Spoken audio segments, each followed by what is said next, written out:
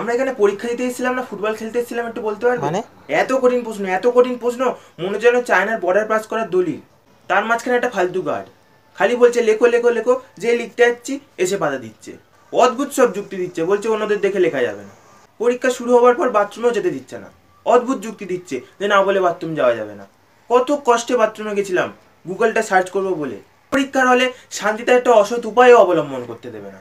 যেই কিছু লিখতে যাচ্ছি উনি এসে বাধা দিচ্ছে, বলছে না অন্য দিকে লেখা যাবে না। আরে যার দিকে লিখছি তার কোনো প্রবলেম নেই, ওনার কি প্রবলেম? খালি ফার্স্ট বেঞ্চ থেকে লাস্ট বেঞ্চ, লাস্ট বেঞ্চ থেকে ফার্স্ট বেঞ্চ, হেঁটেই চলেছে হেঁটেই চলেছে। উনি এখানে গার্ড দিতে এসেছেন না র্যাম শো করতে এসেছিলেন?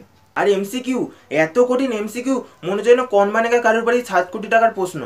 কত সুন্দর প্রিপারেশন নিয়ে এসেছিলাম। ভালো প্রিপারেশন ছিল? আরে মানে 3 কপি মাইক্রো জেরক্স হ্যাঁ। করেছিলাম, 3 কপি। শেষে উনি দেখতে পেয়ে বলছে 3 কপি আমাকে দাও। আমি অনেক কষ্টে বললাম 2 কপি নিন, আমাকে 1 কপি দিন।